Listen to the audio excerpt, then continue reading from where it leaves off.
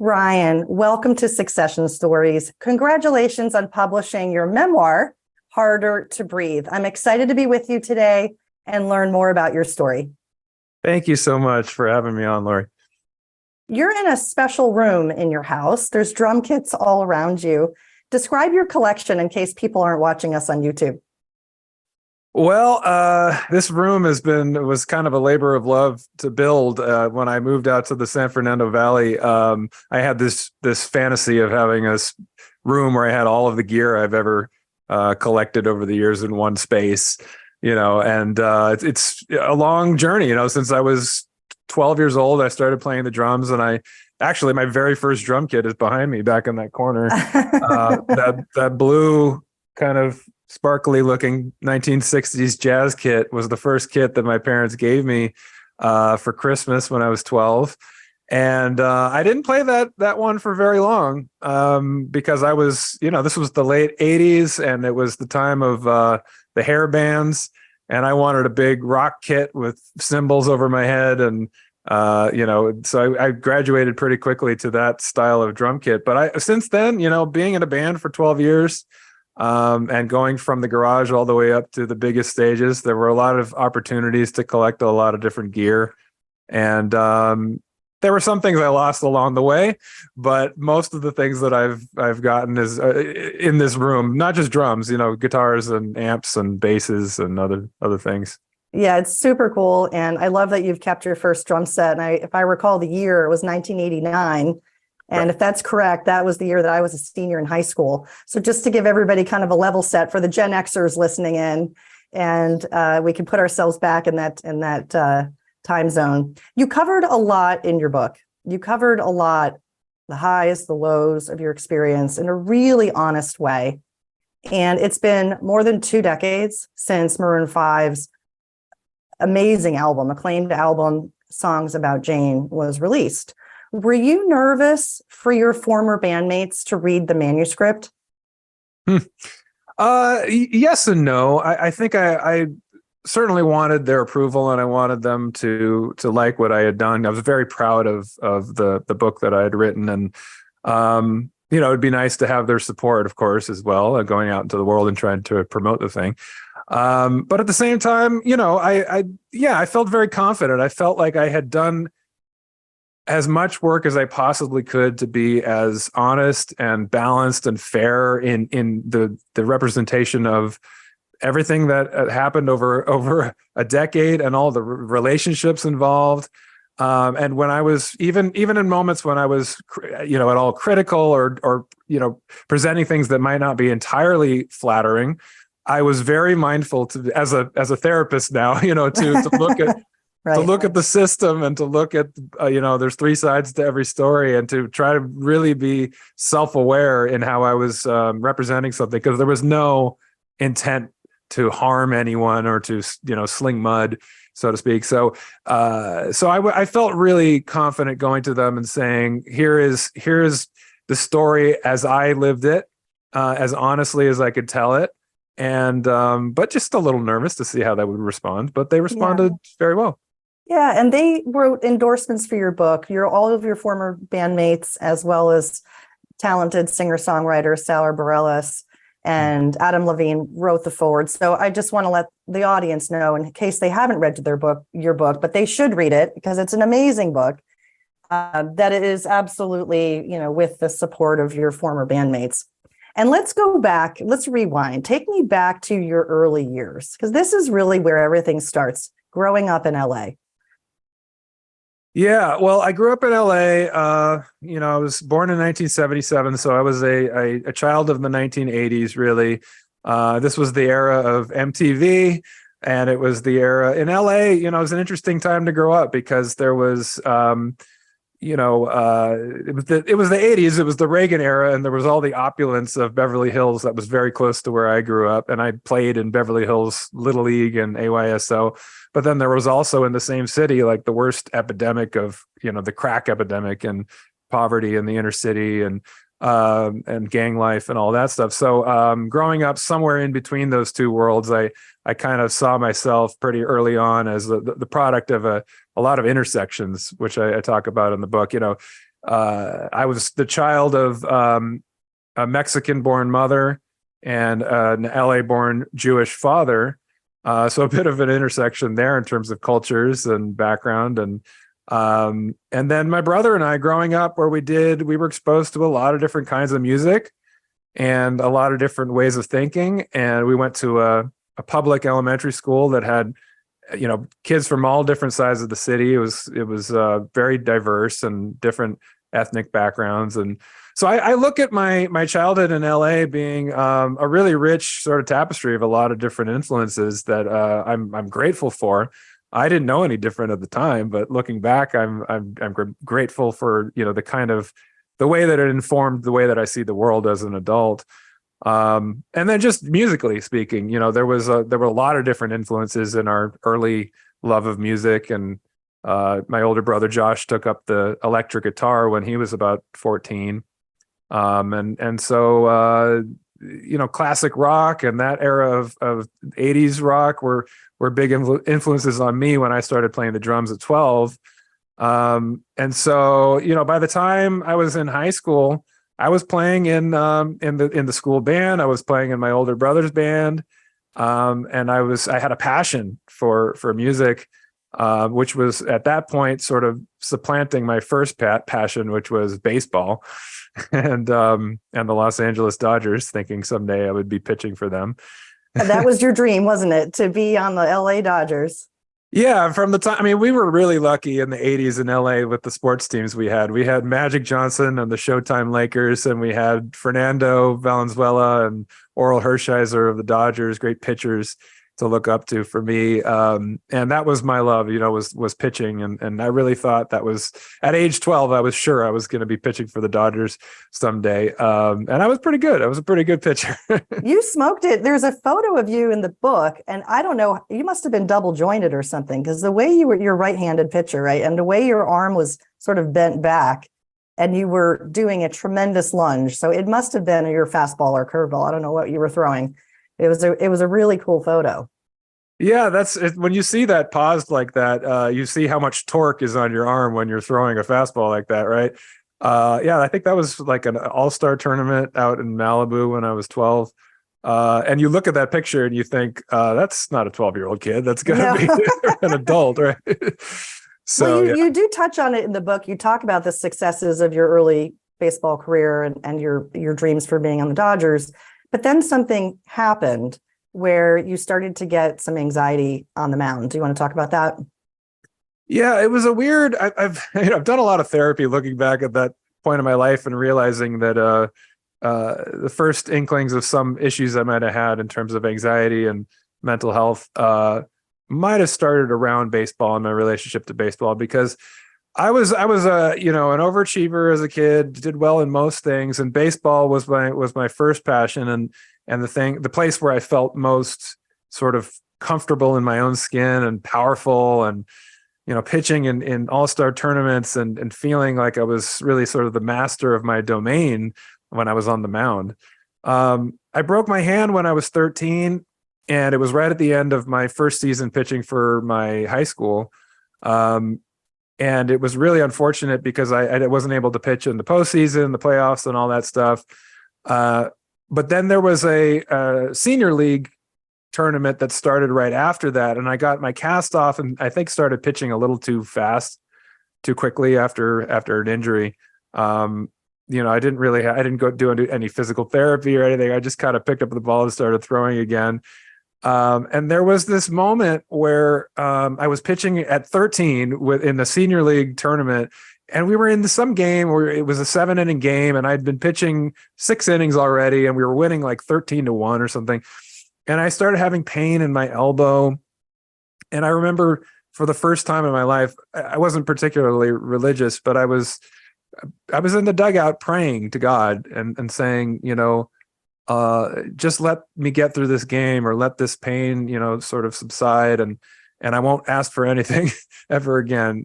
And I think at that moment, I just, I could give you the whole history in terms of how I've psychoanalyzed myself, but I just didn't want to let anyone down. I felt like it was my responsibility to carry carry that team and do what I had been doing for the last few years, that the place that I had felt most powerful and most confident. And I felt that first tinge of feeling vulnerable, and I didn't like it.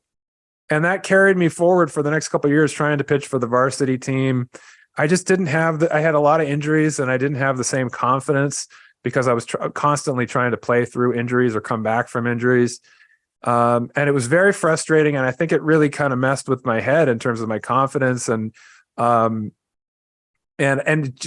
think every time I would try to come back from injury, there was a little bit more of a diminishment in terms of how I was able to tap into that place that I felt so in charge at 12, that by the time I was about 15, it just wasn't fun anymore. And I just felt like the ball wasn't coming out of my hand the same way. The experience of being on a team and playing baseball didn't have the same joy and passion and purpose that it once had. And so everything that I had found a lot of meaning in was kind of missing at that point. And I thankfully had music at that point in my life to sort of buoy me, because I was feeling very disillusioned. I was feeling the pangs of teenage angst at that point. Yeah, And exacerbated by the injuries in baseball. It's tough enough to be a teenager, right? yeah, I think it's a moment in your life for most teenagers, really for all teenagers, where you're questioning things for the first time and you're trying to figure out who you are in the world, what your values are, what you really care about, where you stand, and who you're going to be as an adult. Not that you have enough self-awareness at that age to know that that's what's going on, but that's what the feeling is. It's sort of like pushing off of things and trying to find your bearings, like, who am I? And I was certainly doing that. And fortunately, it was in the early 90s at this point, and it was the era of grunge rock and the Seattle alternative scene. And I was kind of in that moody teenager mode already. And then out comes Kurt Cobain and Eddie Vedder and Chris Cornell, and these guys that were just such an awesome intersection of both powerful in what they did, but also sort of wounded and vulnerable in the things that they were talking about and the way that they were expressing their emotion. And so I really related to that. It was for me, having felt that aggression and that power as an athlete, but also just as a young man growing into myself, but then also feeling that vulnerability and being a sensitive kid and not feeling very comfortable yet with that sensitive side of me. The heavy music of that era was really a nice thing a nice place to put all of that energy, all of that confusion and angst that came with that time in your life in general, but that time for me in particular, where I was going through that transition from something that felt like an identity to me to now I don't know what my identity is. And then you found it. You got introduced to your bandmates when you were, 15 years old? Well, yeah, Adam was sort of an extended family friend, Adam Levine. Growing up, he was a couple grades below me. And so when I would see him at family events and things, he just seemed like an annoying little brother to me. He was kind of rambunctious and a hyperactive kid and ADHD, as we have come to understand it. And I saw myself as this, more grown up. Yes, 2 years older, very sophisticated. At that age, you think. Absolutely. And so, but it wasn't until we were in high school. I had played a little bit of music with him when we were in middle school, and that didn't really go anywhere. But when I was in high school and my older brother had gone off to college, and the guys that I was playing in the school band with were all kind of graduating and leaving me, I was looking for younger blood to start up with. And then I remembered my old buddy, Adam Levine.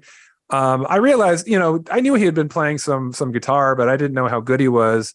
And then I saw him perform one night at the Troubadour with another band, a band in which he was just the sort of the afterthought. He was just a rhythm guitarist, but they invited him up to center stage for the last song to sing lead vocals.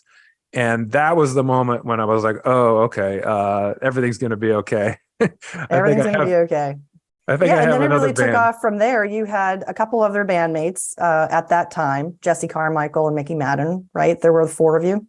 Yeah, Jesse and Mickey were friends of Adam's from middle school when I was in the at the high school already. And so when they were freshmen, and I sort of had that coming back together with Adam, he introduced me to Jesse and Mickey, and he had been playing in some bands with them.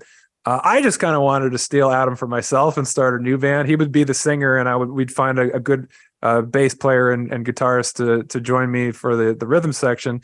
But he had other plans because Jesse was his best friend at that point. He'd been playing with Mickey for a couple of years also.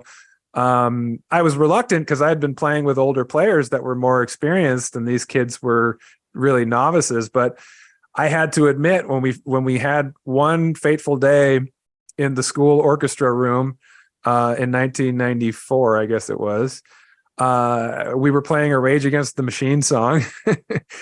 And it just clicked. I mean, there was just a sort of chemistry between the original four members that, regardless of the level of experience, felt really magical. It just felt like we were really on the same page, and it came together in a sort of synergistic way where the whole was greater than the sum of the parts. And from that day forward, there was new purpose in my life. There was this collaboration. There was this new family that we were forming, and we were like a little, band of idiots. Well, you guys were in high school. Let's put ourselves back in time. You didn't know where your future was headed. You just knew that these were musically talented people that you wanted to be with, and that you together were creating something fun and exciting and special. And then it took off from there. But of course, in the beginning, you didn't know where it was headed. Yeah, it was entirely driven by passion at first and just our love of the music that we were emulating. And the early sound was very much that grunge rock. Adam and Jesse were absolutely obsessed with Pearl Jam, and they had all of their pictures all over their bedroom walls. Instead of, the normal teenage boy thing with the sexy girls in their bikinis, they had Pearl Jam, And Pearl Jam. Yeah. And Eddie Vedder just looking down at them. Exactly. That's awesome. You were older, so you had the car and you had a little more maturity. So you were assuming a role with the band. You were in the band, of course, you were the drummer, but then you were taking on additional responsibilities like managing and bookings and things like that. In some ways, you were also helping manage the brand identity, were you not? Yeah, it was a combination of me being the oldest and having the car, but also being sort of the type A personality in the group. Like I said, Adam was a very talented kid and a very charismatic, charming kid, but scatterbrained, just by nature, really not very organized. And I was by nature sort of OCD and highly organized and motivated to be the one that was on top of things.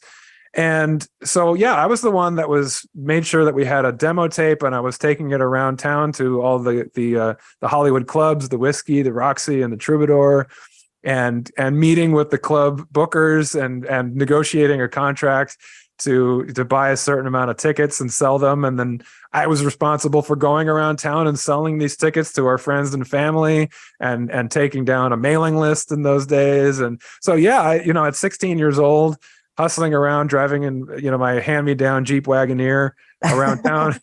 I was certainly kind of the entrepreneur, I guess, of the group, this sort of brand manager. Yeah. Yeah, you were. And the name of the band, the first name, Kara's Flowers, has a funny story to it. You want to tell that little story? Yeah. So I was, weirdly enough, as much as I had been confident as a pitcher and behind the drums now, and I was, hustling in that way. I was very shy with girls. I was an introvert by nature, but then with girls in particular, I hadn't yet figured out how to talk to women at 16. And Adam had that charm. Even as I think as a middle schooler, he just had that charm with the ladies, even with a face full of acne, which is amazing. And he had a couple friends that were cute girls in the freshman class, and I was a junior. And so I was like, that was an added reason to be friends with Adam. It was like, maybe he could introduce me to some of the cute. The entourage was there. So the night that we formed the band, Adam and Jesse and I went out to a show at the Troubadour, and we decided we were forming this band, and we ended up back in my bedroom at my parents' house. And we wrote a couple, riffs and things, and we're talking about how great this band's going to be. And Adam, being the precocious young man that he was, said, this night isn't over. We need to do something to put an exclamation point on the night we formed the band. And so after midnight, when my parents were asleep, we snuck out and put my Jeep Wagoneer in neutral and rolled it onto the street and headed off into the Hollywood Hills to find his friend Kara's house. Kara was a friend of his that I thought was cute, and it was her birthday the next day. And so we thought we're going to go wish her a happy birthday after midnight. The thing with Adam's, scatterbrained sort of a mentality, he neglected to tell us that he didn't know exactly where she lived. He didn't know what street it was. He just knew somewhere in the vicinity of the Hollywood Hills above the Whiskey a Go-Go. So we drove around for an hour and couldn't find it. We had to sneak back into my parents' house to get the school roster to find her address. Still couldn't find it. So we had to scrounge up a Thomas guide in those days. This was long before we had, a map on our phone. And it was like 4 a.m. We're sitting at the Norms on La Cienega Boulevard and contemplating, just packing it in. And then there's a guy selling flowers walking down the street at like 4 a.m. on La Cienega Boulevard. And we said, it's fate. We have to buy some flowers and we have to find her house and deliver it to for her birthday. We have to give her these flowers. So as fate would have it, we actually, as the sun is coming up, pulled onto her street and found her house and crept up to her bedroom window and knocked on it.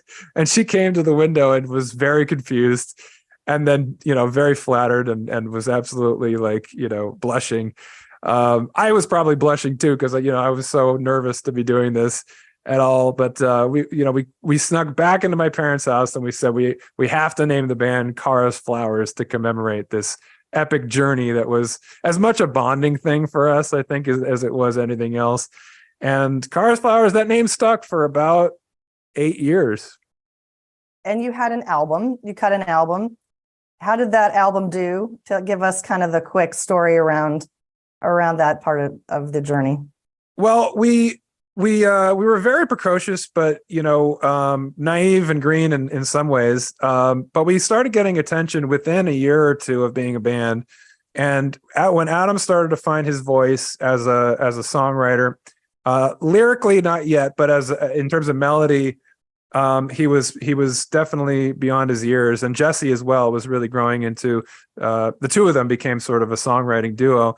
So much so that we were writing songs that caught the ear of major record labels. And we got eventually signed to Reprise Records, which was part of Warner Brothers, and recorded an album in 96 that came out in 97.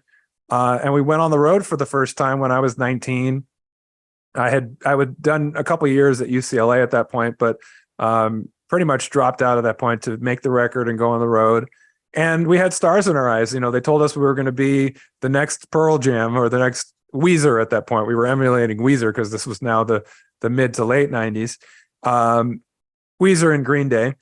And then, we went out onto the road thinking that was just a fait accompli. The record would come out, it'd be a hit, and we'd be stars. Didn't work out that way. It didn't take off the way it did for a number of reasons. The timing wasn't right. The lyrics weren't quite there yet. And we kind of came home with our tails between our legs, realizing that it wasn't so easy, even when you had the big record label and the big manager and all those things. The planets still have to align for you to break through. And it just didn't happen that time. So we ended up really having to go back to the drawing board after that.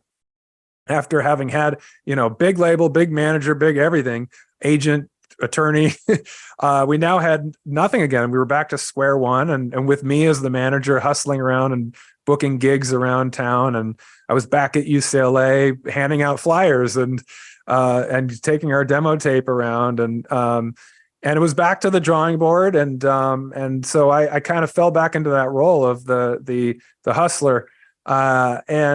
But it was a good time for us because we At first, it was tough. We had to deal with that loss and not knowing if we were going to go on. I know Adam in particular was really kind of distraught over having had that disappointment.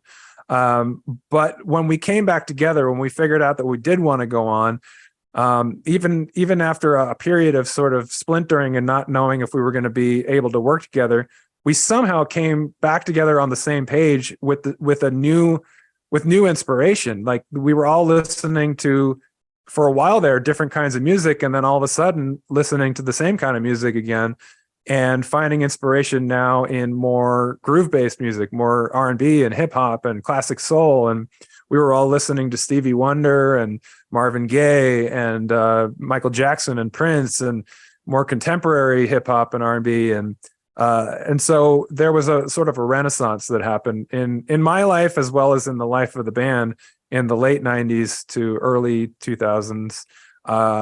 And that's when we started writing the songs that became the first Maroon 5 album. Yeah, and it's amazing as you've laid it out in the book. And I went back and I listened to the album that we're talking about with Cars, Flowers, and then listened to Harder to Breathe, and all the songs on Songs About Jane. And they really are quite different. So to hear you explaining it in the book is one thing, but I encourage everyone, go back and listen to these albums because I think it helps bring the story to life. There's just one thing I want to rewind on real quick before we transition and talk about Maroon 5.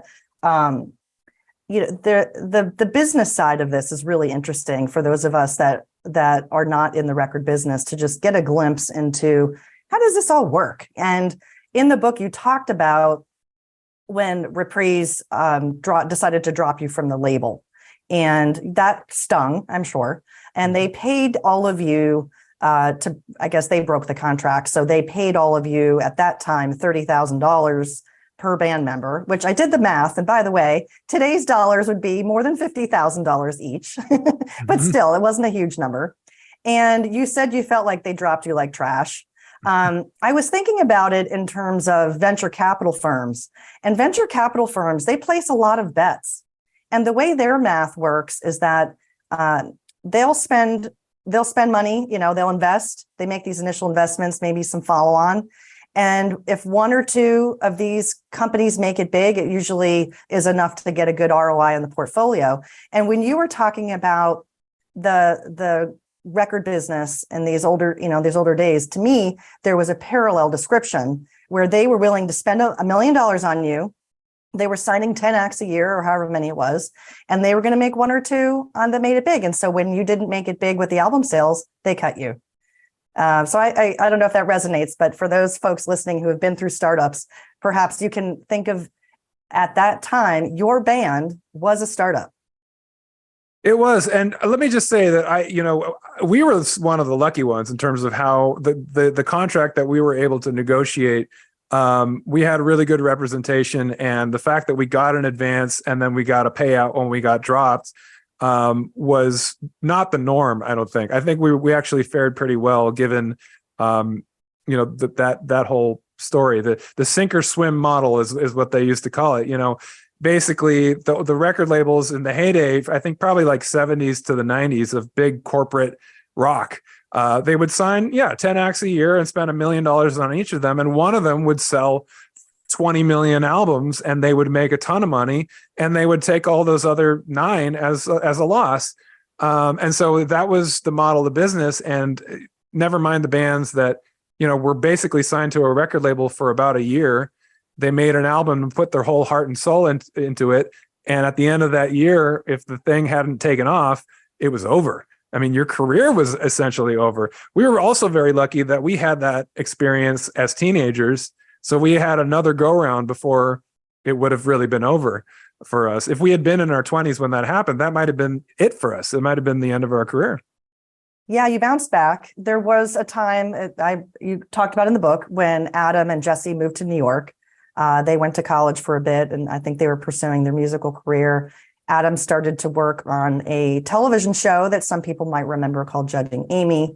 And that's when he started to take some notes and write some song lyrics. And he was inspired by a high school girlfriend named Jane. And it goes from there.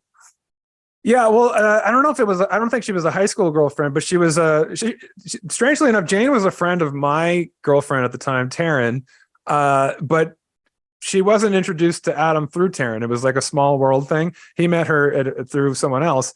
But he was in his late teens, early 20s, I think, when he started dating Jane. And it was this sort of tumultuous on again, off again relationship. She went to school in New York at NYU. And every time she would leave town, it was like, the song This Love has taken its toll on me, and so there were some songs that were very tender, very sweet, almost sappy love songs about that relationship early on, and then there were these very tumultuous ones, and those ones intersected with that time when we were starting to write songs with a bluesier feel, a sultrier feel that had a sort of the combination of sexuality and sort of angst and the discomfort and pain of a heartbreak, right? Because we'd been through the heartbreak of losing our first record deal. So Adam had that life experience to draw from. He'd had this tumultuous relationship. We now, we're working on our second record deal and everything, all the pressure that went with that. And so there was a kind of a nice brew there to put together different elements of inspiration and passion and love, but then also this darker element of disappointment and heartbreak and pain. And I think that was a nice kind of toxic stew for the songs that became songs about Jane. You talked about the name Maroon 5 and that there's a story behind it, but you're not allowed to share. So I'll just check in. If you want to share it today, you're more than welcome. Well, I'll tell you this much. It's probably not as exciting a story as most people imagine. And part of the reason why we don't talk about it is for that reason, because if you don't talk about it, then it builds a bigger sort of mystique, right? The mystique is still there. Yeah. So you added James Valentine. So now you are 5. Yes. And in the book, you talked about the process, the recording process, and you were just alluding to it a second ago, that there was a storm. And any of us who have worked in organizations know it doesn't always go swimmingly, right? There's a normative description of forming, storming, norming, and performing. And as I was reading your book, I just kept thinking about that framework because that happened to you. As you were recording the album, here you are, type A, control freak. There probably was one or two others. And I think you talked about the micromanagement that was happening and that there was drum tracking by committee. I thought that was a really funny phrase. Maybe you could just give a little bit of a description of that.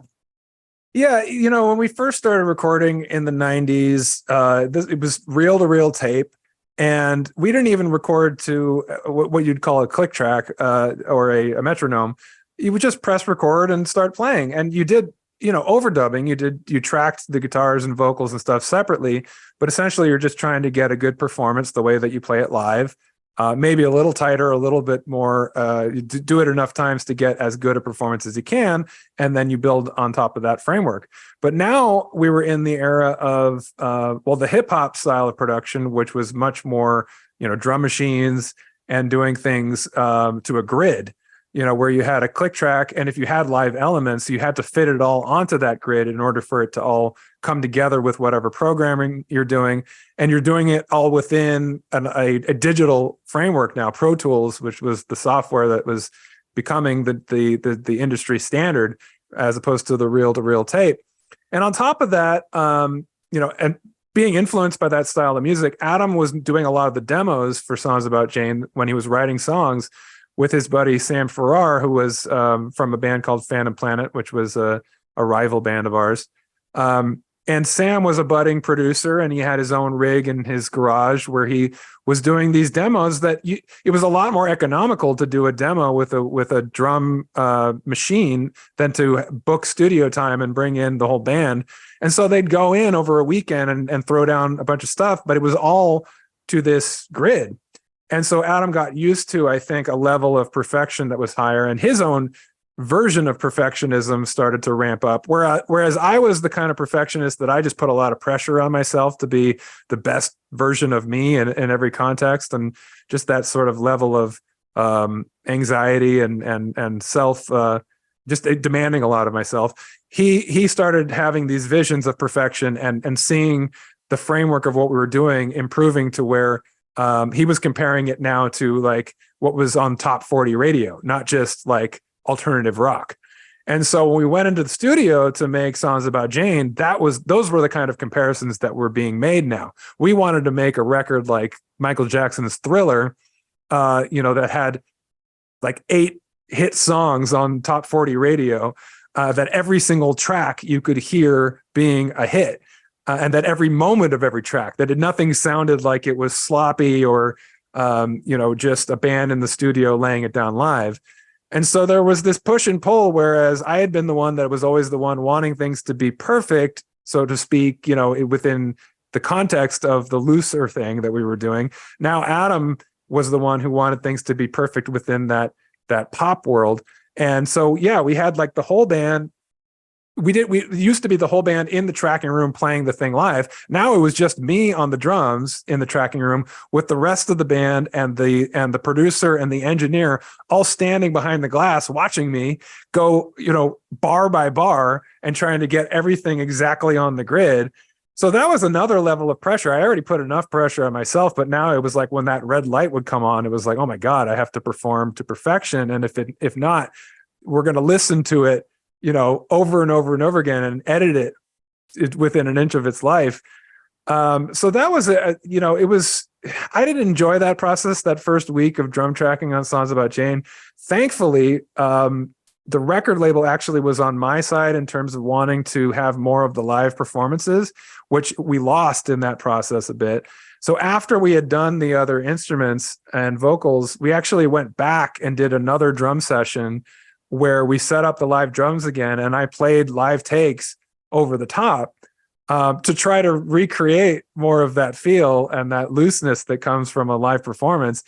And in my mind, and I think actually Adam would agree with this in retrospect, that some of those live performances kind of saved the vibe of the record, because if you listen to Songs About Jane start to finish, there are some tracks that sound very edited and very clipped in that way.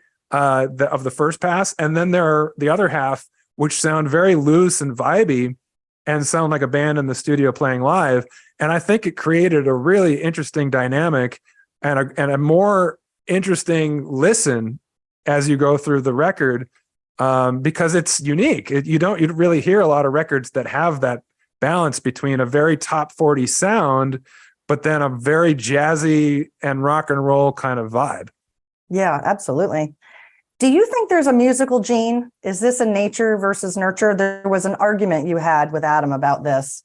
And also, we should probably talk about your training, because I think it's going to relate to the next part of the story.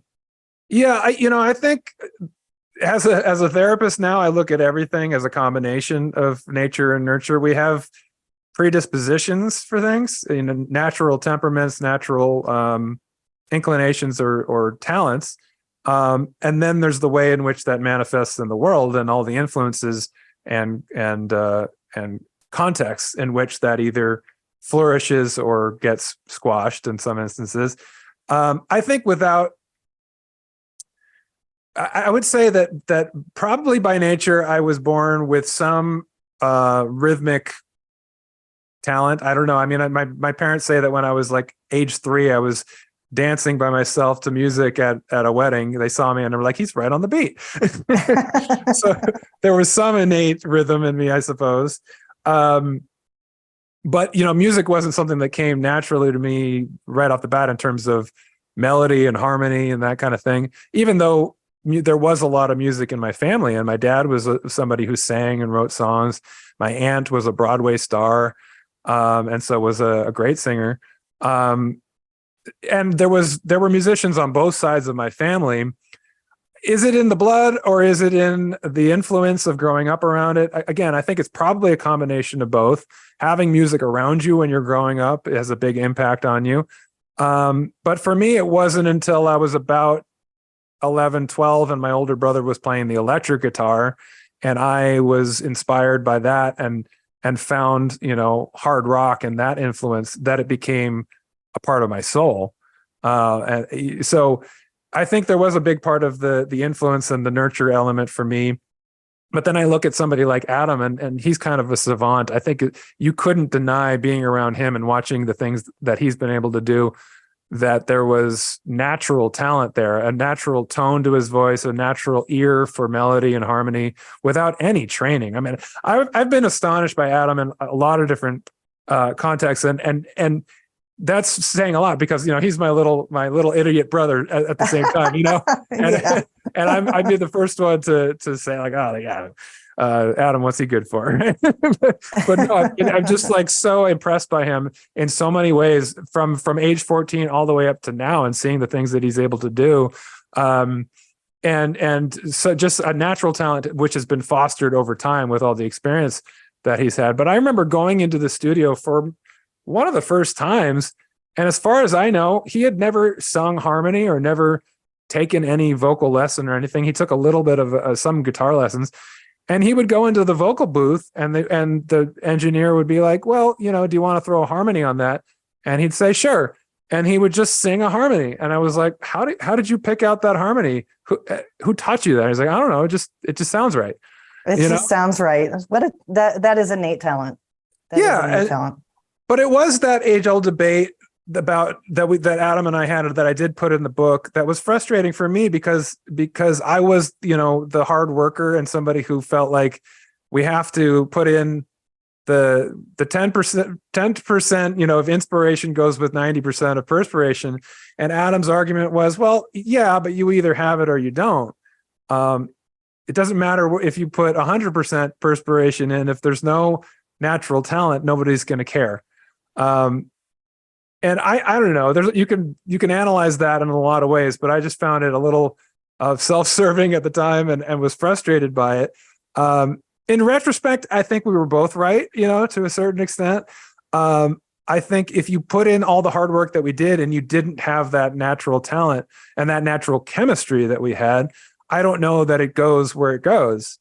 At the same time, if you take all the talent in the world and you don't foster it, and you don't put in the work, then, I don't know where it goes either. And for Adam, it was when Adam discovered his work ethic, that's when things really changed. Around the time of when we were making or writing Songs About Jane, that's when his work ethic was really improving, and he was writing a lot more material. He was really working at his craft, and then he started thinking more about what kind of performer he wanted to be, and how he wanted to take that onto a stage and present it to the world.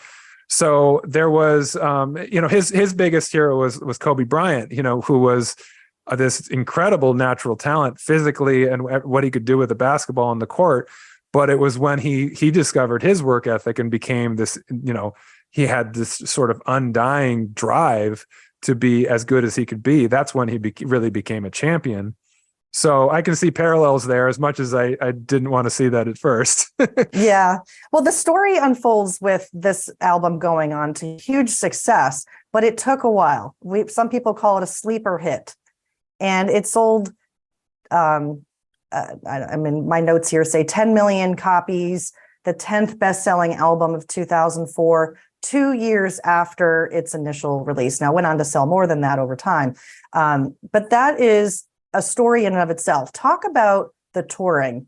What were the responsibilities of the band to promote the album, and how that 2-year period, what that meant for you personally and for the band? Well, we toured for the first time in 97 on the Cars Flowers album, and that was about 6 months. And as I described earlier, it was that sink or swim. We went out there, we got whatever gigs we could for a while. They put the single out. It didn't really take off. And once the tours dried up, it was done. And there was no sort of big campaign to build a following. It was just throw the dart at the wall, and it didn't stick, and we're done. So the next time around, we were very mindful of wanting to do it a different way, of wanting to be more sort of in control of our own destiny. And thankfully, we found a record label, Octone Records, that was an upstart independent label that presented that very model to us. It was the best of both worlds in that they had distribution through a major corporation, the BMG Group, but they were this upstart label with just 3 guys at the helm. and they saw in us a project that was not going to be easy to break, but would have legs, as they say in the industry, if they could break it. And that was after we had showcased at that point, in that incarnation with the songs that became Songs About Jane, we had showcased for every record label in the industry, and they all passed on us, which is kind of amazing to think about now. But nobody had the vision to see that because we were unique, because we weren't exactly a rock band anymore, but we weren't fully a pop band or an R&B band, and that we were something unique in between all these influences, that provided a unique opportunity to grow and find our own niche. So Octone had the vision, thankfully, that they wanted to put us on the road for at least a year. And during that time, basically just build the first single in a grassroots way and build an audience in a grassroots way, just going out and getting tours, one tour at a time and one radio station at a time, promote our first single. So we knew we were in for the long haul, and that sounded good to us given our previous experience. I was somebody that by nature, I was a little bit reluctant to commit to the life of a touring musician for the rest of my life.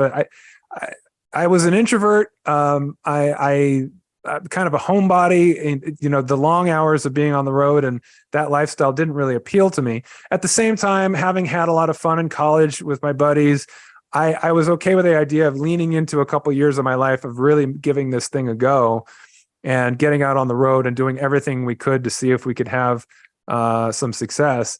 And so the first 2 years, we played over 500 concerts in just those 2 years, in Amazing. 02 and 03. And that doesn't include all the other promotional stuff that goes along with it.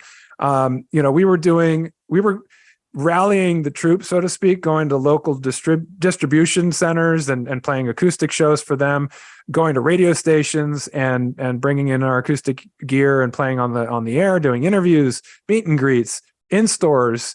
Back in the days when there were still record stores, you'd go in and play an acoustic show. And then add on top of that, of course, driving ourselves around the country in a passenger van for all of that. And it was exhilarating and exciting and exhausting, as you can imagine. And the first 6 months, the album wasn't even out yet. The single wasn't even out. We were just going around and trying to build a following, one little tour at a time, sometimes playing a show, a one-off in Nebraska for, the bartender, basically, and then the single came out. Harder to Breathe was the first single. And we worked that single for a year, and we went around, and the tours were getting bigger. We started getting some bigger acts that we were opening for. And by the summer of 2003, we had a little bit of buzz. We were starting to sell some records. The album came out in, I think, the summer of 02. And by summer of 03, we were approaching a gold record. So it wasn't until a year and a half or a little bit more, in the fall of 03, that we did our first club headlining tour with a gold record under our belts and a moderate hit with Harder to Breathe. And you think, okay, wow, you've done all the hard work and great. And so by the end of that headlining tour and the start of 04, we were now 2 years into promoting this album and really just getting started, because now it was the big time. Now the BMG group was taking over and the major promotion would start, and all of the billboards and advertisements, and the second single, This Love, would be released internationally, and major push at MTV and VH1 and every radio station across the globe. And within a matter of weeks and months, we were playing on Saturday Night Live and The Tonight Show and the David Letterman Show, and going to London and doing Top of the Pops on the BBC. And you can just imagine what a whirlwind that is. And when you're doing it, when you've already been on the road for 2 years living that life and really kind of burnt out already, all of us, not just me, but me in particular, dealing with some of the things that I was dealing with. Yeah, there's one particular story, I think it might have been the Top of the Pops in Britain, that you talked about meeting U2 backstage in the green room area, and Bono said some advice to you, and you guys all took it to heart, but you had already been doing it. Do you want to share that?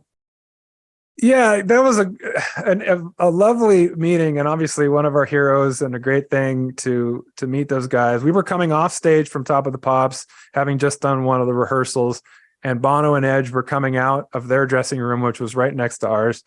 And I had my girlfriend Sean with me, and she was walking with me. And Bono, being the charismatic guy that he was, he kind of scanned the six of us, the five guys in the band, and my girlfriend Sean, and he made immediate eye contact with her. She was very cute girl. And he looks at her and goes, Telecaster, right? Like, she was the rhythm guitar player in the band, knowing full well that she wasn't. He was just flirting, which was, she blushed immediately, of course. And we all thought he was, very charming.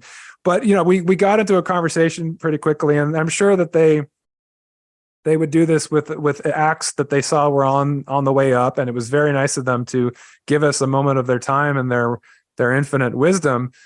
But they shared with us, this is your first record that's going to break. There is breaking, you're not going to get another one. So this time around, say yes to everything. Whether you just got back from Europe and they're asking you to fly to Australia and do, a TV show there, just say yes. Just do everything on this record that is offered to you, because then you won't have to in the future. But if you say no now, then they won't ask again. So it was great advice, and advice we had heard from our record label and other sources that knew well that if you have a hit, you have to establish your career in every way you can by saying yes and doing everything that's asked of you. But it was kind of funny because we were already 2.5 years in at that point of saying yes to everything. We were on our last legs of exhaustion and burnout. And we had to just kind of chuckle to ourselves like, okay, thanks, Bono. You're like, yep, check, did that, done that, doing it. Thanks. No, I think that it was for what comes next, which is what we're going to talk about, and your transition, because you were in the eye of the Maroon 5 storm, as you've put it, from 2002 to 2006. You won a Grammy. The band won a Grammy Award in that time, which is an incredible honor.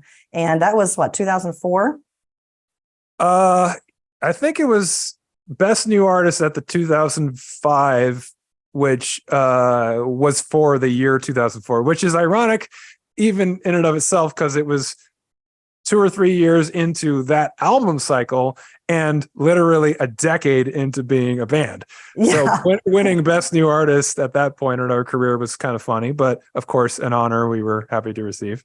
I watched the video clip of all of you receiving the award at the Grammys, and you were seated near Kanye West. He was up for some Grammy Awards that year as well. And he was very gracious to all of you. And you guys gave him hugs, and then you went up to the stage. So you all looked like babies to me on the stage. First of all, I had to say it was adorable to watch because it seems like so long ago now. But just to see that moment, I think at the time, I don't know if I watched the Grammys in 2004. I had just given birth to my second child in 2004. So I probably was not watching the Grammys. And it just was a big moment. But back to this transition time for you. What started to happen with you and the band, for you physically, emotionally, and with the band because of the toll that touring took on you in particular? Well, it's a complicated answer, and it's why it took me a whole book to to describe it. Because honestly, as I was going through it, I didn't understand it, and it's taken me a lot of years of overcoming some of those issues and reflection, and some of even the experience I have as a mental health professional now to understand everything that went into what was essentially a nervous breakdown, which is not a clinical term or anything that anyone diagnosed me with, but to me, it's a term that best describes everything that happened. Because,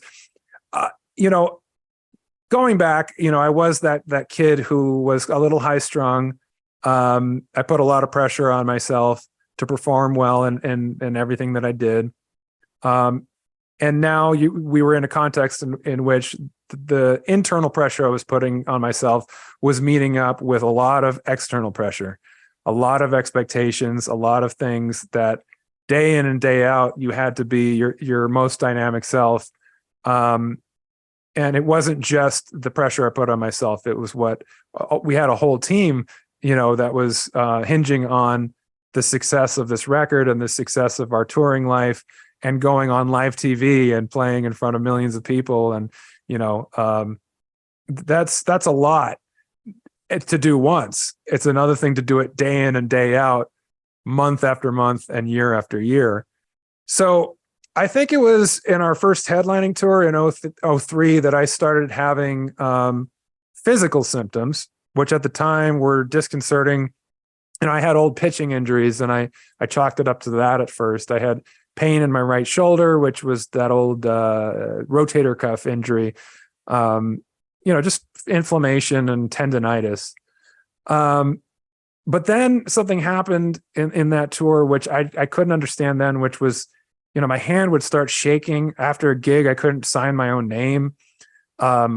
Coordinating things became more difficult. It wasn't just the pain, playing through the pain. I had to start contorting and changing my mechanics to try to get through a set.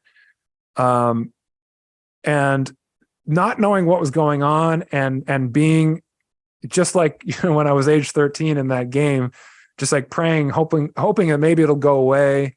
And if I can just get through this and, I won't ask for anything else. Inside feeling like, what's wrong with me? Why am I breaking down in this way? Why am I not able to keep up with this? And not having an outlet, not having a voice to talk about it, not communicating it to anyone, and wondering, is anyone noticing that I'm not playing as well? And knowing that the other guys in the band were starting to notice that things were breaking down a little bit. I was just internalizing all of that. And so, whereas I already put pressure on myself, I already had this sense of imposter syndrome.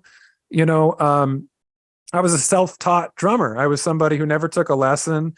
And now I was playing, whereas it was fine when we were a garage band and playing in clubs. Now we're playing with pop bands that have very polished musicians that were trained at, Juilliard or Berklee School of Music. And so I felt very self-conscious, and now I was actually having real problems keeping up, and my body was kind of giving out on me. So it was kind of a downward spiral where the negative thoughts were reinforcing the physical problems, and then it was a feedback loop, the physical problems. And then there was more negativity in my mind and ruminating on how this was all going to end. And so it just kept getting worse, and the physical issues got worse over time till at some point in 2004, I just literally couldn't coordinate playing the drums anymore. And I had taken a couple breaks at a certain point where we had another drummer fill in for me. But finally the band said to me, go home, go to a doctor, go to 10 doctors, figure out, what's going on and what's going to fix it.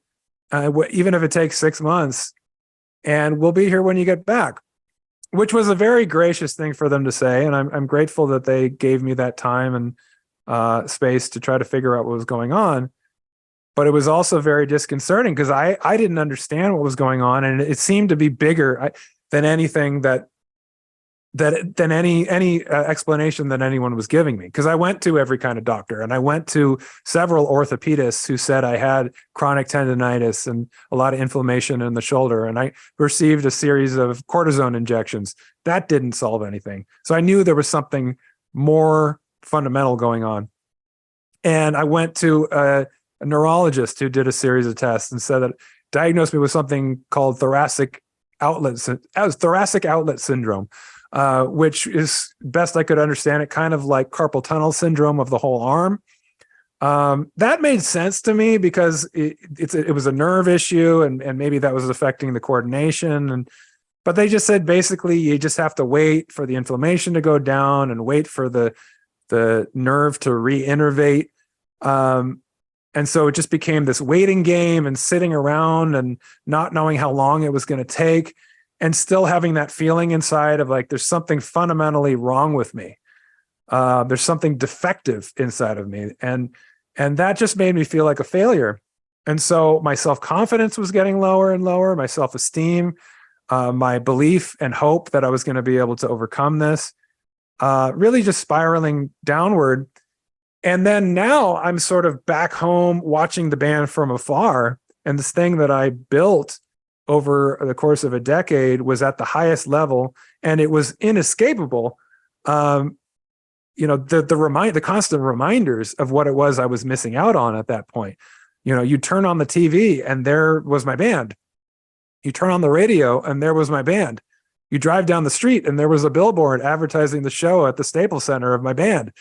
And so even just like going to the mall, you'd think, oh, I'm going to go to a movie and check out. It's like you'd walk through the mall and our song was playing, So it was really difficult psychologically for me. And so it was the intersection of the physical aspect, which was painful and disconcerting, with what this was doing to me emotionally and psychologically.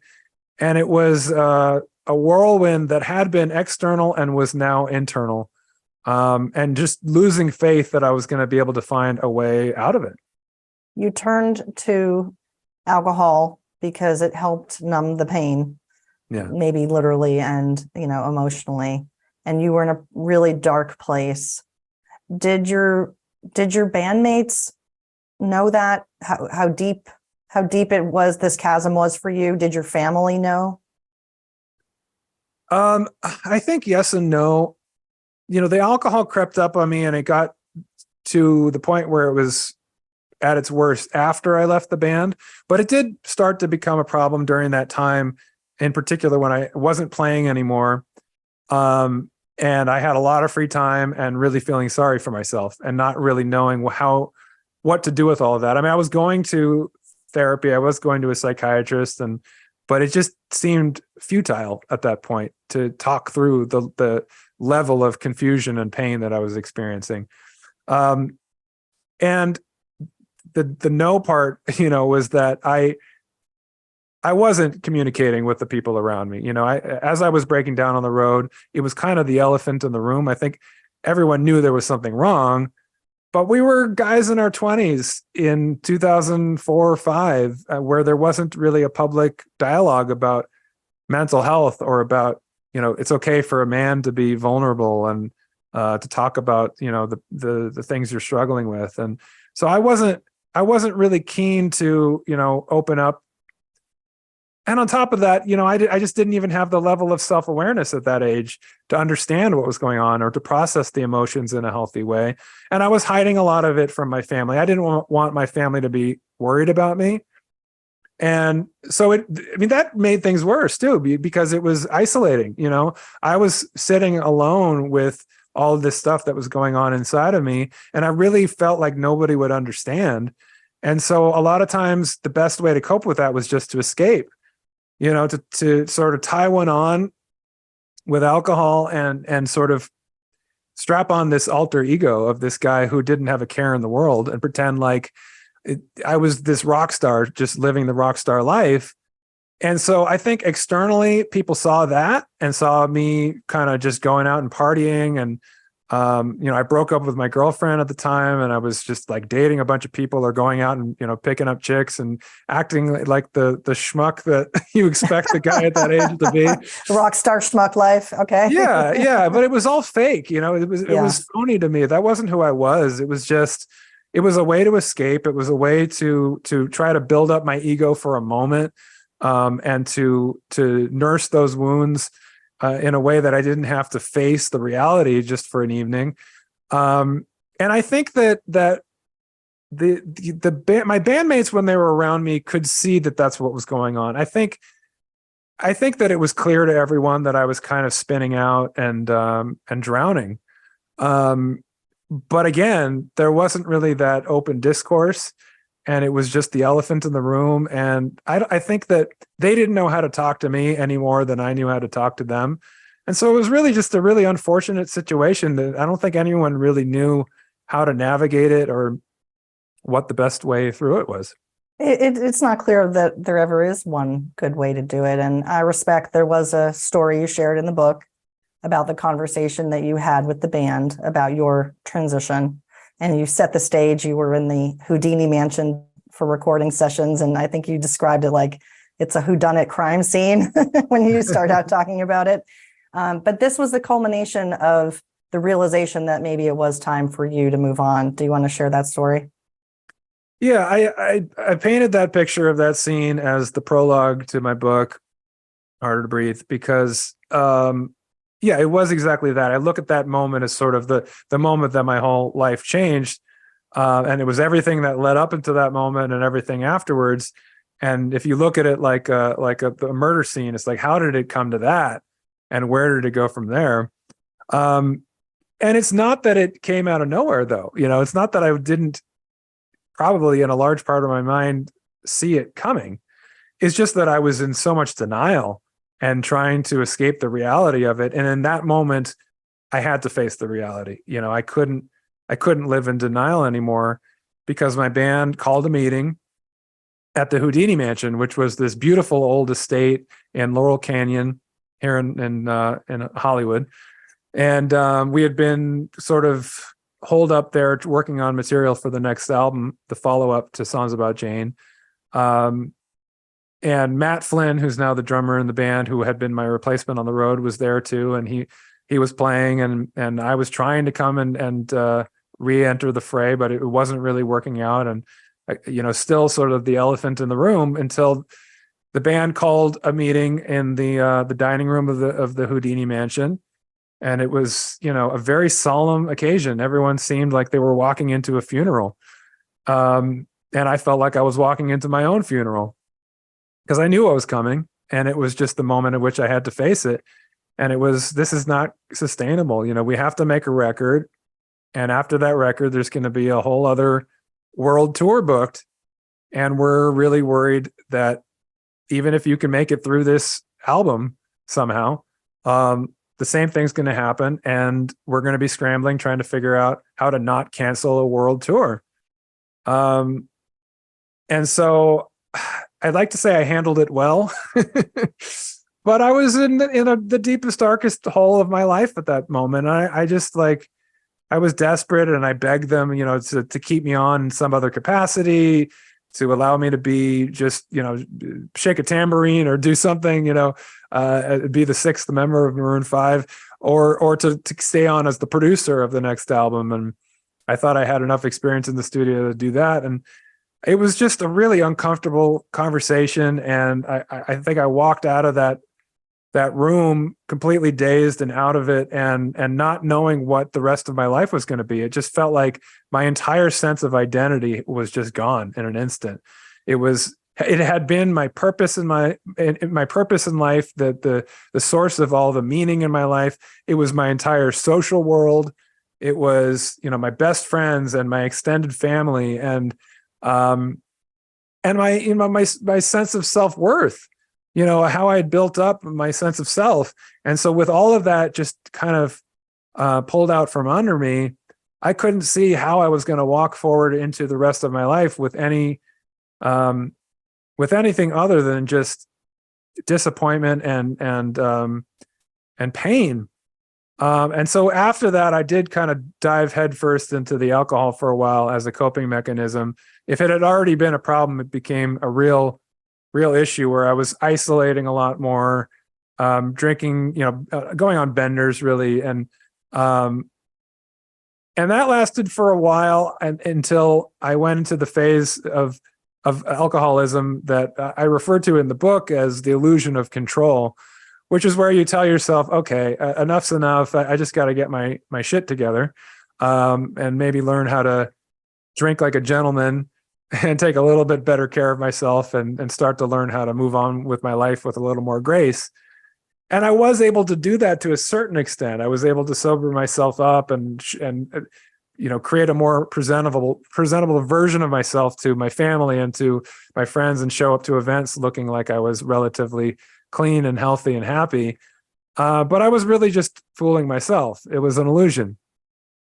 Fooling myself with the rationalization that if I can stop for a time, or I can sober up for a time, or I can fool everyone else into thinking I'm doing all right, then I am all right, and that I have control over this thing. And that's kind of the life that I lived for some years there. In the meantime, my life was just kind of stagnant, because my entire identity had been wrapped up in this thing that was still a thing. They were out there having hit records and selling out arenas. And I was living a simpler life, working on music and writing and doing some producing and stuff. But everything that I did, I was comparing to them, and not just what they were doing, which was so much more successful, obviously, but also just to the experience that I had had, which had been so magical and had been so defining of me and my inspiration in life, that everything I did after just like couldn't hold a candle to that. It was like, once you've walked on the moon, how do you return back to walking on Earth and not feel depressed? And so it was just a period in my life where I didn't have the tools to move forward and find new meaning yet. And I was just kind of wading through the anxiety and depression that was the aftermath of what I've come to understand as trauma.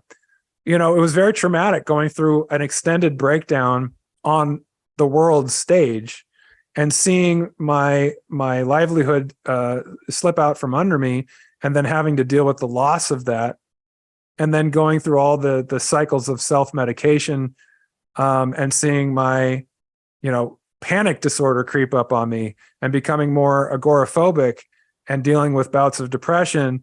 There was a lot of trauma to work through, and my only tool at that point was just to self-medicate.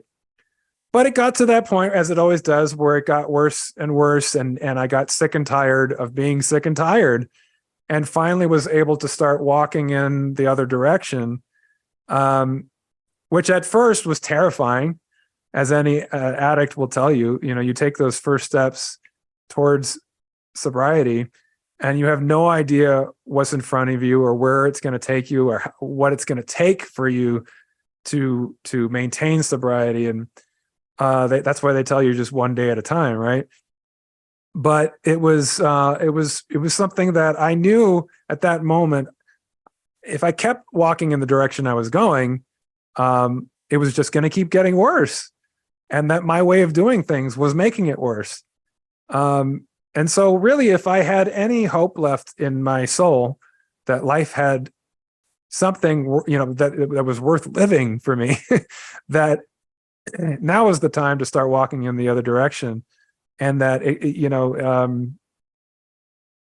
there was something inside me that wanted to walk back towards life, towards connection, towards finding meaning in my existence again. Not that I understood these concepts at that moment in my life and being so spiritually broken down, but it was pretty early on in my recovery that I did start to have that sort of spiritual awakening and rediscover purpose in my life. You had a very powerful quote in the book, which is, nobody tells you it's the good old days when you're living them. And absolutely, as you shared your story, Ryan, which thank you for going to that level of authentic detail.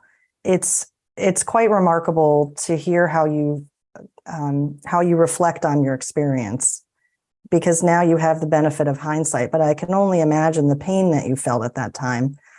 And everything you're saying about identity, I'm sure there's regrets wrapped up in there too. And you were a young man and you had a whole life ahead of you. And I'm so glad that you recognized that you could find that passion again, and you could find that hope, and that you could find that purpose. And you checked yourself in to a recovery center. I know was short-lived, and then you ended up going to a second recovery center, and that's where you really got started on your path and your journey. I did see in a few of your interviews, many people do ask you the question, what would you do differently? And one of the interviews you talked about the power of mindfulness. Do you believe that mindfulness is something that really is centered in your recovery and staying on the path that you are now today? Yes. However, when I started it, it was very difficult for me. I was at the Betty Ford Center when I finally got clean, and we had a whole program. Your whole day is kind of mapped out for you. And we had groups, and we had AA meetings, and we had exercise, and we had self-care, and we had individual therapy, and a lot of different modalities. The thing that was hardest for me in all of that was meditation. We had this spiritual guide who would we'd get in a circle and we'd meditate. And I realized that the hardest thing in the world for me was just to sit still and be present in my body. Focusing on my breathing would cause me to hyperventilate. It was just all of the anxiety and the things and the thoughts and the emotions that I had spent so much time and energy trying to push away, and tried to do everything in my power not to sit in the present moment, to escape it in any way possible. And so mindfulness, the reason why it's so powerful for me and can be for, I think, for a lot of people, is that it is the tool that allows you to sit in the present moment. It's a practice, and you do it with a beginner's mind. You do it without self-judgment or criticism. You do it with the expectation that things will arise, that thoughts will come, that you're not trying to change anything that's happening. You're just trying to sit in the present moment more fully and exercise radical acceptance of whatever is occurring. And the reality is that most things that are occurring in the present moment aren't as scary as what we project onto it, right? A lot of times the reason why we end up so stressed out or anxious or depressed is because of the things that we're putting on the present moment, not what's actually happening. So when you cultivate that practice, when you get to a place where you can sit in the present moment and actually see what's happening without judgment or changing it or imposing all of our own neuroses onto it, it's not as terrifying as we think it's going to be. And we have a greater resilience and ability to accept what's going on and find serenity in it. And that's the ultimate goal. I think because I had had such high highs in my life and was comparing everything to that, I was running from the lows and expecting the high highs. And that's the life of an addict, right? You end up having a lot more lows than highs when you're deep into your addiction. And when you're in recovery, what you learn is that serenity is really the goal, finding contentment, finding a place where you feel comfortable in your own skin. And that's more sustainable than the high highs. And when you're in that place, life is just much more pleasant in general, but then you actually have access to the high highs again. When you're living the life of extremes, as I was for a while there, you end up living in those lows and you don't really even have access to the highs anymore. You're just trying to get up to the middle, really, right? When you're in the middle most of the time, that can feel boring because you don't have the extreme, dynamics of between the high and the low. It can feel mundane at first, and that's a hard thing to get used to. But once you find the appreciation for serenity and for the mindful approach to living, then you actually notice that there are natural highs that come. You're in the present moment. You're able to be fully present with other people in your life, with the things that you take meaning from. And then all of a sudden you'll get that glow and you'll realize, oh, wow, this wasn't accessible to me a few years ago because I was so wrapped up in my own bullshit that I couldn't even recognize, a good thing when it was sitting in front of me. And now I can. And that's been the difference maker for me in recovery more than anything, is that, if opportunities came along 10 years ago, I wouldn't have even, recognized them, let alone had the wherewithal to go after them and make something of them. And now being in a much more grounded place, I see opportunities arise all the time.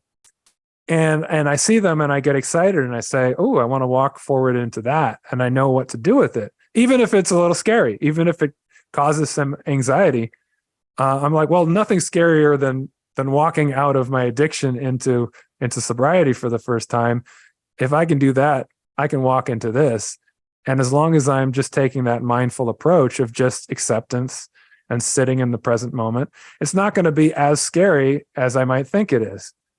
And so in doing that, a lot of people in recovery, you meet people in AA, and I don't disagree with them, but they'll tell you, the God or the universe loves a sober person, and as long as you stay on that path, God will reward you. I wouldn't correct someone and say that that's not the way that the universe works. However, my belief is essentially that when you're in that position, you're ready to accept those gifts. You're ready and you know what to do with them, right? And so that's what it's been for me. And I have been rewarded because each step of the way, as I've walked into a new opportunity, I've been able to recognize it. I've known what to do with it. And then it leads me to another opportunity and another opportunity. And now I'm doing things that I couldn't have possibly imagined I would have been doing 7 years ago when I got clean. Just following that impulse and just following that feeling, that's been the inspiration and the source of contentment and ultimately fulfillment. So here I am. It's beautiful. No, it's beautiful. And it's like the universal magnet, that something is pulling you. There's a force that's pulling you forward, and you're embracing it and you're exploring and you're open to it, which is amazing. Why don't you share with me what you are doing today? You got your master's in clinical psychology. There's not a lot of rock stars that went to college, and probably even fewer, probably 1% have gotten a master's degree. So congratulations to you for that achievement. But yeah, talk about what you do now. Yeah, well, thank you for that. I was very lucky to have found a window there to get my bachelor's degree when I was in the band. It was right in that moment in between the Cars Flowers album and the Maroon 5 album that I was back at UCLA and able to get an English degree. I didn't think that I would do anything with that degree because I thought I was just going to go off and be a rock star and that would be it. Thankfully, when I was in early recovery, I was volunteering at a recovery center, an intensive outpatient program. And what I was doing there, I was just a peer support, and I was co-leading groups. And I was just kind of talking about my story and offering some of the things that I'd learned. And I volunteered there for about 2 years. And in that time, that was like the most meaningful thing that I was doing in my life, or had been doing in my life for a long time. And it also gave me a lot of confidence that I had been lacking, because I was speaking in groups and I felt that I had something to offer other human beings in a helpful way. And that kind of built my self-esteem back up. But also I was getting a lot of positive feedback. There were people telling me, hey, you do a really good job of articulating, the ideas of recovery.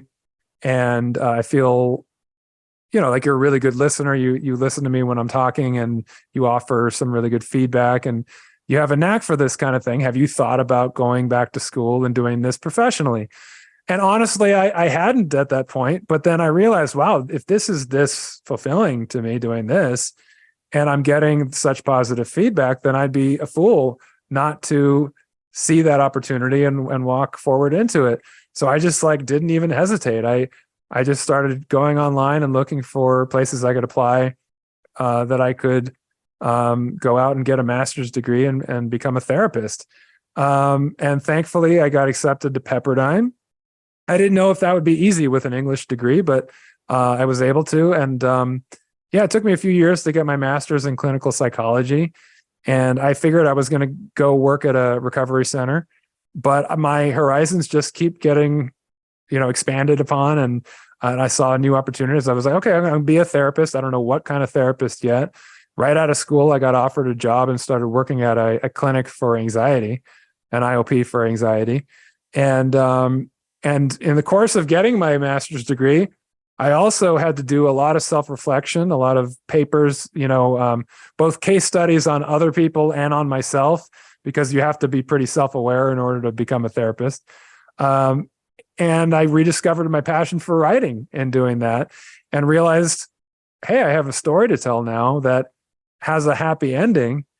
And given my background and the platform that I might have because of that, and the education that I'm gaining in my master's degree and in becoming a therapist, and in my own personal experience with a lot of these things, I could probably offer some things that might be helpful to people that could see themselves in my struggles. So I just started writing down my story while I was still in grad school. And after I graduated, I started this new job. I got a publishing deal for my book. I started when the book came out and I started promoting it, I started doing speaking engagements, and just became an advocate online and in speaking engagements for mental health. And it kind of brought me back into the music world, talking in that arena again. And so now I find myself in a place where I'm a therapist, I'm a mental health advocate, I'm a speaker and a coach. I'm an author. I've written a column for Variety magazine, and I'm doing some other writing.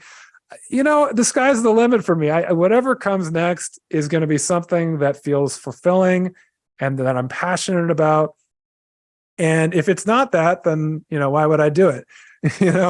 So it's really all about putting myself in those places that really fill me up and give me that sense of meaning and purpose again, which is what I had been lacking for so long after I left the band, until I realized that meaning and purpose is not something that comes and bonks you on the head.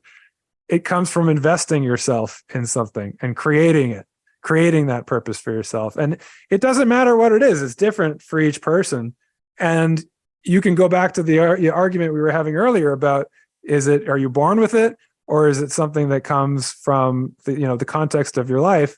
And it might be a combination of both. You have your natural inclinations, and then you have the situations that life presents you that might lead to something really meaningful that you hadn't even foreseen. And it's been both for me. It's been a combination of both. And I like the fact that I'm doing something different now in my 40s than I was in my 20s. And I find it exciting to think I might be doing something different when I'm in my 60s that I can't even foresee now. That's what keeps life interesting. Well, cheers to that. And cheers to all the transitions that you've successfully navigated, because there's many more to come, I'm sure, as we all live on life's journey and trying to figure out what's next for us. Your story is so powerful and so helpful, not only to people in the creative arts. I know you speak at different events that are, as you said, music and performance oriented. And I think I read somewhere that, kind of tongue in cheek, that of course you're doing marriage therapy. So are you going to do couples therapy for band partners? You could probably do couples therapy for business partners. It's a healthy thing to do, and it doesn't get talked about enough. And when you and I first met and we talked off air about why I thought your story would be so beneficial to the Succession Stories listeners, is because there is absolutely an emotional fallout that people feel when they sell their business or they leave their company that they've started, or if they've been part of it for generations and they're no longer part of it. There's an identity, there's something so powerful with that. And when there's a transition that we're not ready for it, or we don't really want it, that's the mind, body, spirit is misaligned, and what happens there. And many business owners, regardless of age, do experience depression, and they'll go into very dark places. There's one example with Marcus Persson, Swedish inventor of Minecraft. When he sold his company, he started to put a lot of tweets out there. And so people were reading publicly what he was saying. And he was saying, I've never felt more isolated. And he had 2.5 billion in his bank account. So it wasn't about the money. And it can take a period of years for people to adjust and get back in a flow after selling their business. And I want people to listen to your story and really take it to heart, that even if we're in the highest of highs and you experience the lowest of lows, you can come back to that middle ground, which is where you found yourself now, Ryan, and in such a very strong, confident, powerful place, and how you're helping other people and you're really inspiring people with your story. And I just wanted to thank you so much for all of your time with me today. This is my longest interview. You're so gracious. I just could talk to you for hours. Your story is fascinating. So I just want to wrap up. I know you have to go. I do ask everyone if they have a favorite quote, and I'm going to share one from your book, but I'll ask you if you have one that something comes to mind. Oh, I thought you were going to give the quote from my book first. No, you go first, and then depending on which one you pick, I have a couple up my sleeve. A quote from my book or a quote from somebody else? Whatever you want to share, whatever inspires you. Oh, wow. Kind of put on the spot. I'll feed you one. Feed you one. You talked about "this too shall pass." Right. And it's only 4 words, but isn't that a powerful phrase? Yes. And it's the best moments in life. We wish they could last forever, but they don't. But there's a happy thing that comes with that, which means that the worst parts in life, they also don't last forever. And that's a really important, powerful thing to remember, because it's hard to see that when you're in the depths of something as painful as I was, to recognize this too shall pass. that's the nature of life. It's, everything passes in time, and it's only with the knowledge of that we're able to get through the hardest moments of our life. Right. So yeah, that's something I find myself saying to myself a lot. If I'm in a moment of crisis, mini crisis, or anxiety or whatever, this too shall pass. I find myself saying it to my clients a lot, to remind them, because we're all guilty of that, right? In the midst of something, not being able to recognize that it's transitory. The things that are challenging to us are a moment in time, just like every other moment in our life. Yeah, absolutely. The other piece that I took from your book is, when you make a commitment to let go and start to change the things you can, significant growth and change do begin. So you absolutely have told your story in that fashion, and I can see why you wrote those words. I want to encourage everyone to get the book, Harder to Breathe, and for no other reason than this amazing story that Ryan lays out. But there's some really cool photos that he has in the middle of the book, and I loved seeing all those old photos. And there's a poem that you wrote at the end, and I'm not going to read it. I want everyone to go get their copy of the book and read the poem. Beautiful poem that you wrote at the very last page. So that is something that we deserve to read, and everyone needs to read it. Ryan, if people want to learn more about you and get in touch, what's a good way to do that? Well, I have a website, ryandusick.com, which has everything that I'm doing, hopefully on there, and a way to reach out to me if you're looking, as a therapist, as a coach, as a speaker. That's the way you can find me. And then my Instagram page is kind of the fun extension of that, with the videos that I post, both of old stuff of the band and all the stuff I'm doing now, speaking gigs and other ways of reaching out to people. It's at Ryan Michael Dusick is my tag on Instagram. Perfect. Ryan, sincerely, thank you so much for coming on Succession Stories. It was an absolute pleasure to talk with you today. Thank you so much, Laurie. I appreciate it. To our listeners, be sure to follow Succession Stories in your favorite podcast player and on YouTube, and leave us a review. To learn more about maximizing the value of your business and planning for transition, sign up for our newsletter and book a complimentary call with me at thebusinesstransitionsherpa.com. Join us next time on Succession Stories for more insights from transition to transaction.